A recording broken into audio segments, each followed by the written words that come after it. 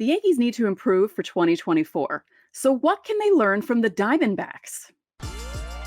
You are Locked On Yankees, your daily New York Yankees podcast. Part of the Locked On Podcast Network, your team every day.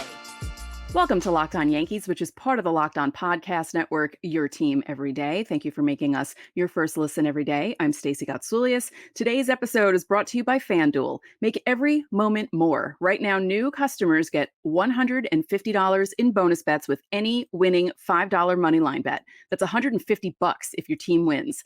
Visit FanDuel.com/LockedOn to get started. With me, as always, is my producer, Steve Granado. Steve, happy Monday. Happy Monday, Stace, and thanks so much for clicking on the show here today, guys. Really appreciate it. Coming up on today's show, of course, we're talking about the Arizona Diamondbacks. What can the Yankees learn from the eventual runner-up from this year's World Series? What made them good? What made them fall? And what can the Yankees do to try and address those issues and learn from them? So, Stacey, I wanted to start like how we started the Rangers episode. In case if you haven't watched the Rangers episode here on YouTube, we'll leave that linked in the episode description. But I wanted to talk a little bit about the front office and roster strategy, just like what we did with the Rangers. But I think it's super important to start here, Stace, to make it plain and simple. The Arizona Diamondbacks overperformed. They got hot. They rode the top of their lineup all the way to the World Series. They rode the top of their rotation all the way to the World Series. Let's not mince words and act like the Arizona Diamondbacks were this perfectly constructed team that won the West and did all these amazing things throughout the year like Texas did. And obviously Texas wasn't perfect either, but it's pretty plain and simple that the Diamondbacks just were hot. Yeah, at the right time. Yeah, and about as hot as they possibly could be too. Oh, yeah. Yeah, they were kind of like that, though, throughout the season. So it wasn't that surprising that they chose the first 3 rounds of the playoffs to play like that. But yeah, I mean, you know that they were overperforming because they won 84 games in the regular season and rode that all the way to the World Series, which is a major accomplishment. Yeah, huge. Like we've said it 100 times already on this show throughout the playoffs. Only won 2 more games than the Yankees. So take that however you want to take that. But the one thing, Stacey, that is very, very apparent about the front office strategy for the Arizona Diamondbacks is that they drafted and scouted really well recently, right? They were young, very, very young. If you need an AL East comparison, you're kind of thinking Baltimore Orioles type. Not as talented, not as deep, but the Arizona Diamondbacks definitely had that kind of same youthful energy that the Orioles brought. So when did this start? Well, let's go back a couple of seasons. 2019, according to Fangraphs, the Arizona farm system was ranked 20th, 2-0 in Major League Baseball as far as strength is concerned. That's when things started to turn around a little bit. The 2019 draft was massive for the Arizona Diamondbacks, and it's setting them up for a pretty good future as well. But so 2019, 20th best. 2020, jump up to 10. 2021, jump up to 4. 2022, stick right there. They're number 5 this past season, ranked number 3 in Major League Baseball's farm system strength. So what did they do? What guys through the draft did they get that ended up helping them lead this charge? 2018, Alek Thomas. That's the start of it. 2019, Corbin Carroll and Andrew Saalfrank. Obviously, massive contributors right there. Those 3. 2020, Brandon Pfaadt. So all these like kind of deeper round hits really helped. I mean, really helped. I mean, those are the main guys. Those are the main contributors for the 2023 NL team, right? The NL pennant team. But of course, Stacey, as we know, just youth isn't going to get you there. They obviously had to add something else to kind of glue things together. And that something else was Evan Longoria, who was part of the San Francisco Giants, and they declined the option, and he was able to sign with the Diamondbacks and be their old man of the team by a lot. I mean, this was a turning 38-year-old guy who was playing with a bunch of 23, 22, 24-year-olds.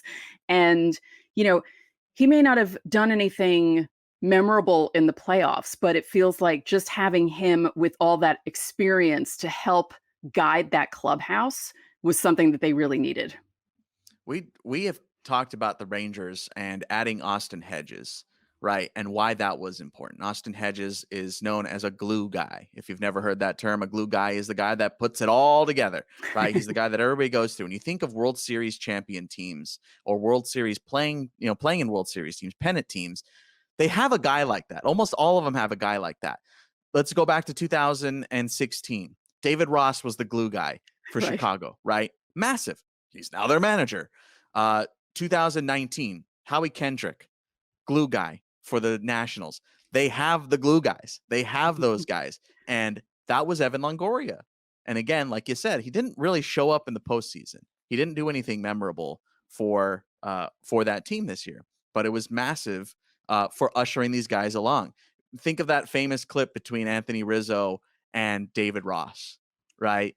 I'm in a glass case of emotions. And what was David Ross there doing? He was there calming him down, making sure he's ready to be there for that big moment. So yeah, it shouldn't go overlooked how important that Longoria addition was.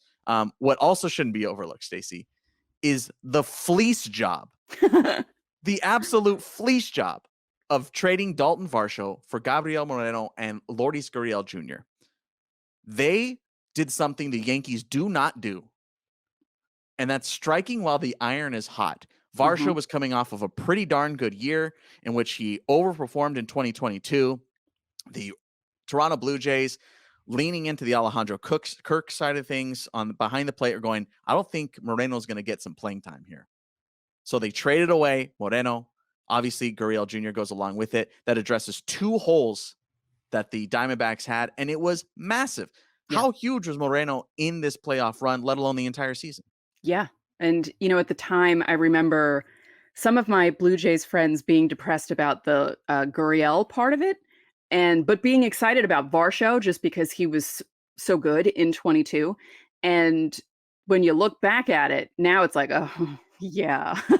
This could be a big one. This could be a big one. Mm-hmm.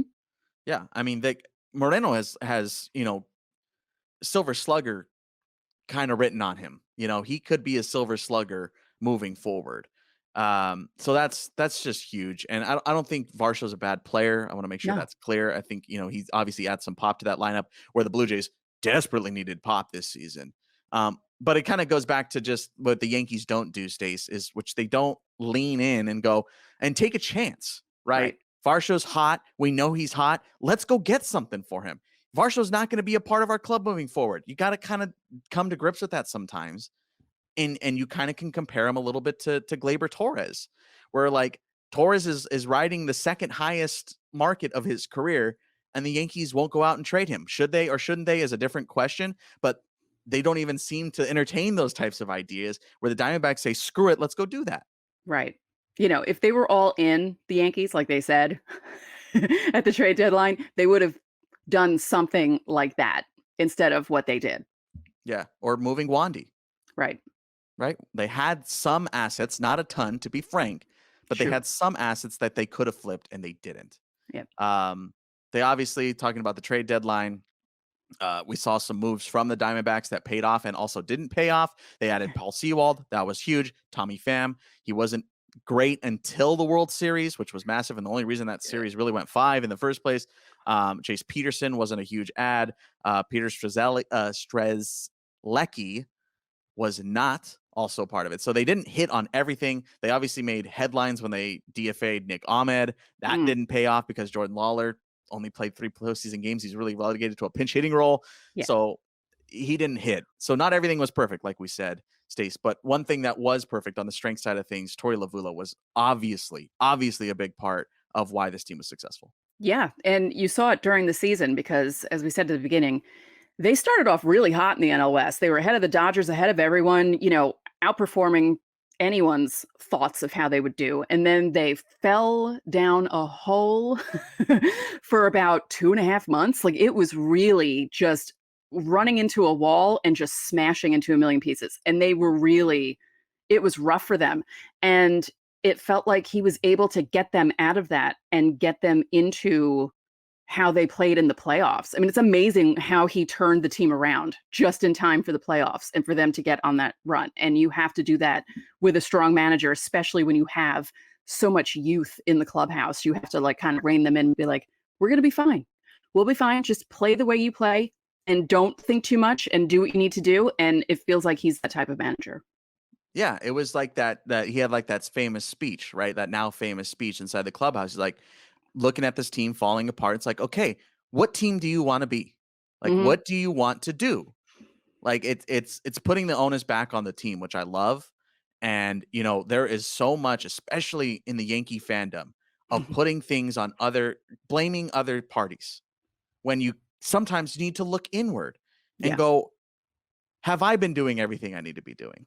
Have I been performing the way I should be performing? And there's guys like Carlos Rodon. There's guys like Giancarlo Stanton. While they didn't perform, at least they take that ownership, right? They Right. do that. And you can respect that. Obviously, they didn't turn it around on either side, but that's a start. And it's not finger pointing and blaming all the time. That's not correct. You have to look inward sometime. Like, look, this is our team. This is what we got. Are we going to dig down or are we going to fall down? Like sometimes you just got to do that. And yes, sometimes you fall down. The Yankees fell down, but the Diamondbacks didn't. They dug deep. They got back on their feet. And look, they got all the way to the World Series. So Yeah. we want to talk about more of the strengths, Stacey, in just a second. We have to step aside. Of course, if it's the first time here, you can reply to that pinned comment here on the YouTube side to submit a Fan Mail Friday question here on YouTube. Fan Mail Friday, every Friday here on Locked On Yankees. You can also join the Locked On Yankees Insiders Club. That's in the episode description. There's a 14-day free trial. You get a bunch of cool perks, including Fan Mail Friday priority. All right, we're going to finish off some of the top strengths, also dive into the weaknesses of the Diamondbacks when we come back.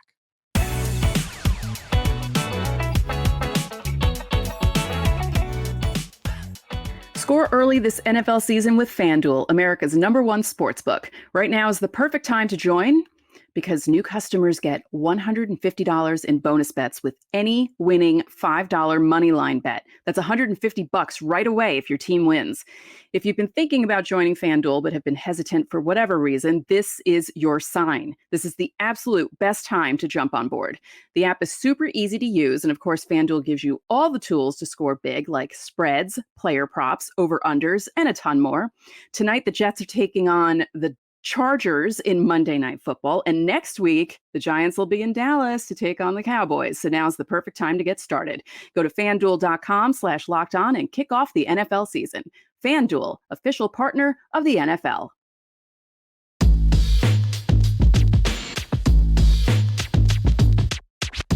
Back here on Locked On Yankees. Hey, everydayers out there. Coming up this week, we're going to be diving into free agency finally. You've been waiting forever for us to dive into free agency. It is officially hit as of today, the episode release. Free agency officially opens, so we will dive into the top free agents during this week of Locked On Yankees. All right, Stace, back to the topic at hand here today. Let's go back into the strengths of the Arizona Diamondbacks. And of course, I mentioned already their youth and how young they were. That's massive. And when we're comparing them to the Yankees, they kind of have the same vibe going a little bit, or at least have the opportunity to go in that same vibe. They have the youth, they have the talent, they have guys that can contribute. The difference being the Diamondbacks leaned into that. Roster kind of made it so that they could. The Yankees don't necessarily have that luxury, but they got huge contributions from all of their rookies except for Jordan Lawler, essentially. Yeah. So we talked about Fott, talked about Carroll, talked about those guys a lot. Again, they're not a perfect club, which is why they didn't win it. But the good parts of that team really, really hit. And I'm talking about that rotation and that the top of the order. Yeah. Heavy top of the rotation and heavy top of the order kind of sounds familiar if you're a Yankee fan, because it feels like there's that number one, you got Cole, and then you're kind of like with the rest of the rotation sometimes. And the top of the order, the same thing. It kind of falls off after like 4, depending on what the lineup is. And, their top of the order, though, was doing really, really well, like for most of the playoffs and carrying that team, which helped them. And same thing, the rotation, my God, Zach Gallen, Fott, just unbelievable jobs by both of them. Yeah, they really took off, especially Brandon Fott, who really, really stepped onto the scene. Zach Gallen had a couple of quote-unquote stinkers, not up to his standards, not up to Brandon Fott levels, but they were able to ride those and pretty much have guaranteed wins, right, in those moments, and that's massive. One thing the Yankees have in common with the Diamondbacks is defense. talked a lot about how strong the defense was for the Yankees this past season. Notwithstanding with Gleyber Torres, we know that he made a couple of pretty big mistakes this season. Not full-fledged all the time, always bad. But by comparison, Diamondbacks and Yankees defenses, very strong, just like Texas's, right? Yeah. We didn't see a lot of miscues in that World Series. This is a pretty cleanly played World Series. But, when it comes down to it, like we said at the top, Stace, the reason why the Diamondbacks were there is because they were hot. They were just hot at the right time. Yep. And when you're trying to conversely talk about why they lost, why did Texas end up beating them? Well, one, let's call a spade a spade. Texas was better. They just were better. Sometimes the better team just wins. A lot of times the better team just ends up winning, especially when it comes to a series, right? Of that strength, of that length, rather. So when it comes down to it, Texas wasn't perfect. Texas was a better equipped team. Texas was also hot, like Arizona was, but a hot Texas is better than a hot Arizona. And that's just what it boils down to. Right. Because they have more on their roster than Arizona did. We were talking before the show. If Texas had just a couple of guys who were more healthy during the season, they probably would have run away with the AL West instead of finishing a wild card. They're the team that when they made all those signings in the offseason, their goal was to win a World Series. Like they were like, we're done trying to we're done following Houston. And then it ended up where they finished behind them, but beat them in the ALCS. So they were like, this is what they started this season thinking they were going to do. And they ended up doing it because of how deep the roster was. Yeah, it's massive. We were kind of joking before, like had the Diamondbacks not had Corbin Carroll, the team doesn't make it past the NLDS. They just don't. The Rangers, for all intents and purposes, didn't have Marcus Semien. Right. But they won the World Series. Yeah. So that is like the perfect little analogy. I think you can kind of dictate. It's like they were able to pick up outside of their big guy not making it. Whereas if the Diamondbacks didn't have that, which they didn't have timely hitting later on, right. In those big hits, those big moments from Corbin Carroll, then they're kind of SOL, if you will. Yeah. But Stacey, of course, there were other things that contributed to that loss. Two, especially one moment in Game 1 was kind of spelled the rest of the series. Yeah, the meltdown, the bullpen, Sewald. And it's a shame because he was doing so well until then. And, they got him because they needed a closer. They didn't really have one. And for some reason, Seattle was like, take ours during the trade deadline. Because I remember when that trade happened, people were like, okay, here's another one that the Diamondbacks are kind of winning at this point, right? Because it just felt strange when it happened. And, he did well from the jump and gave them an actual legit closer for the first time in the season, because that's one of the problems that they were having before the trade deadline when they fell down that hill. They didn't really have a closer.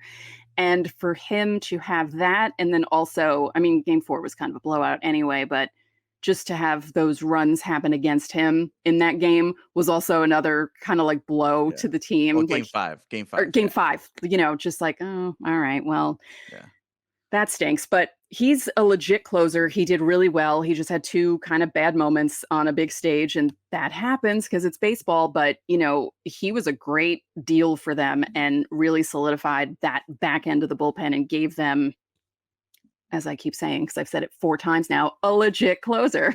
Yeah, that's massive. It's huge, especially in the postseason. Yeah. Just like the strength, the weaknesses of that bullpen, just period, outside of 8-9 when you call upon Saul Frank and then you call upon Sewald.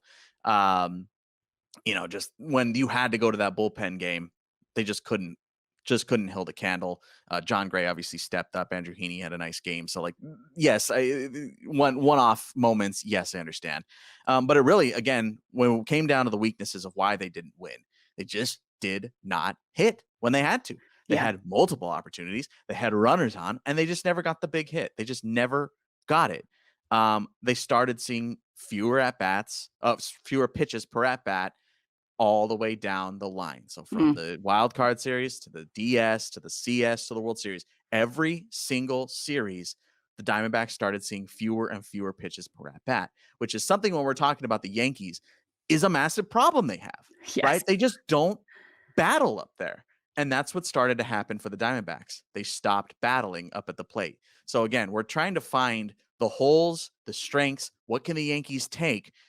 And what, even if they're a weakness, can the Yankees learn from their failures to try and address those holes in their own roster? And I think that's ultimately where we're landing here, Stace, is yes, there are a lot of strengths and a lot of good things to take from the Diamondbacks, but there's also a lot of bad things that make them an imperfect club. You're never going to find a perfect club, but the closer you can get to that, again, we go back to the Rangers episode and something I said like 5 different times. You're just trying to get the best chance possible to win a World Series, get you in the best chance possible to try and win the World Series. So when we come back, we're going to break it all down one last time for you, give you our final thoughts, and come to a conclusion here in this episode.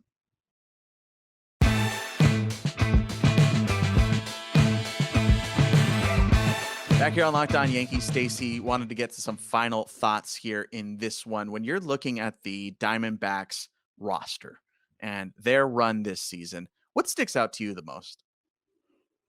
The fact that they allowed their kids to run, and take over and be like, go young man, do your thing. And they leaned into that and they kept it going all season. You didn't see them even think about, let's take them back down and maybe get someone else to go in. No, they were just like, no, this is the team. We're going to run with this. And boy, did they run with it. It was exciting watching some of those kids in the World Series and seeing their first experience being a World Series. Like, how many rookies can say that? There's a bunch of them on the Diamondbacks now that can be like, yeah, we made it to a World Series. It didn't end the way we wanted it to, but we got to a World Series. How cool is that? Yeah. And you're thinking not too dissimilar from the Orioles, where you're going, uh-oh, here come the Diamondbacks. Uh-oh. And I can guarantee you right now, this exact conversation is happening in the San Diego front office, is happening in the Dodgers front office, going, uh-oh, guess what? They're not done. They got other guys in Reno that are still good too. Like, they're not done. I talked about that 2019 draft. A lot of that 2019 draft isn't even here yet. So there's a lot you get out of having that strong farm system, right? And we've talked about it with the Orioles. You have 2 golden options. Either they pan out and they're a part of your club for a long time, or you trade them and you get something out of it that can be a part of your club for a good while. So the Diamondbacks and the Orioles kind of have that thing going for them, right? Obviously, the Orioles have it more so than the Diamondbacks, but it still stands to reason here. And I think you're right on the nose, Stace. It's allowing your rookies to make mistakes. It's allowing them to develop. It's trusting them. Trusting them. It's something the Yankees just don't feel that way. Yes, with Volpe, yes, they let him. They let him do it. To the shock of all of us.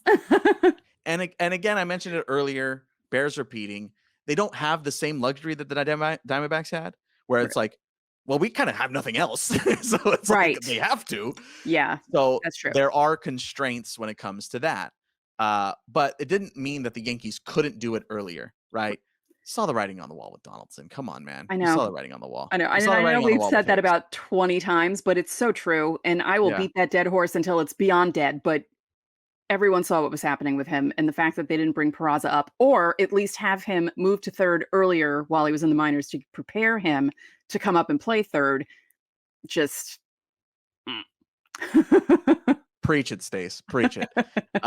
You know where I'm at with that. Yeah, because Peraza could have gotten 60, 70 games this season. And he's so good at third. I know everyone wants him to play shortstop because he's really good at shortstop. But as I kept saying, he's so athletic that he's kind of like A-Rod was. A-Rod wasn't a baby when he came over to the Yankees and switched from shortstop to third. He was almost 30, which in baseball, you know what I mean? Like, once you pass 30, So I just don't understand their way of doing things. And when you mentioned the Dodgers and the Padres looking at the Diamondbacks, you're also thinking about the Padres who opened their checkbooks and didn't work out for them, looking at the Diamondbacks who didn't really open up their checkbooks and made it all the way to the World Series with these kids, thinking, oh, we're taking out loans, and these guys are just like, hey, we have more in the farm system.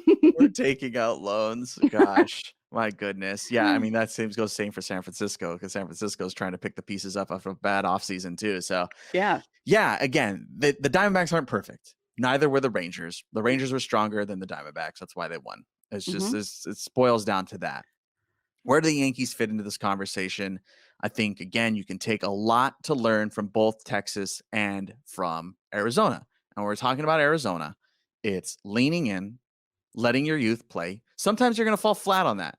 And you got to understand that your prospects aren't always going to hit. Most of the time they don't, actually. Right. So Right. it's not as clear cut as maybe we're making it seem to be. It's like, just play them and it'll work. It's like, well, it also has the possibility that it won't work. But you got to trust the process and allow your team to develop and allow your players to develop, because you can't always just sign everybody and then it all works out there. So you got to have the right mix. And the Yankees have the opportunity in 2024. They had it in 2023. They had it at the tail end of 2022. But now in 2024, let's just look forward. They definitely have that chance. They can let Peraza play because there's no logjam at third. Yep. Ish. DJ. I know, right. DJ. They have Volpe. They can let Cabrera ride. They can maybe lean in and add one of those younger arms, right? Now you have a good battle between Brito, Vasquez, Warren, Thorpe, Beater. All those guys are in the mix. Do they let them be? Is the next step of this whole thing, right? That's where I'm been concerned for years, and that's where I'm still concerning. Let us know how you're feeling about this stuff in the comment section. What did you learn from the Arizona Diamondbacks this year? What did you learn from the Texas Rangers? Again, if you have not checked out the Texas Rangers episode, I'll leave that linked in the episode description. Go watch that. What do you learn from World Series champion? And of course, maybe you can learn more from a World Series loser. Just saying. Stacey, of course, as I mentioned, it finally opened up today. What's coming up this week on Locked On Yankees? Top free agents for the Yankees, perhaps. We'll talk about who they can get, who they'll pretend to talk to, who they won't talk to. It'll be fun. Who they pretend to talk to. Gosh, that's too on the nose. But hey, everyone's free now. We saw the options stuff, so we're going to be talking about that. So make sure to hit subscribe here on the YouTube side, and of course on the audio side as well. You can also join the Locked On Yankees Insiders Club. We'd love for you to do that. You can text Stacey. You can text me directly from your phone. It comes right to us, and we respond to you. Isn't that crazy? Isn't that how text messaging works? But you also get other perks. You get Fan Mail Friday priority. You get roster moves when there are some. You get breaking news. You get all that stuff here on the Locked On Yankees Insiders Club. There's a 14-day free trial, so no expense to you. After that, it's only $5 a month. It's not that much. It's like Netflix in 2015. So go check it out. It's in the episode description. Again, check out that 14-day free trial. And that's going to do it for today's Locked On Yankees. I'm Steve Granado. And I'm Stacey Gotsoulias. We'll see you tomorrow.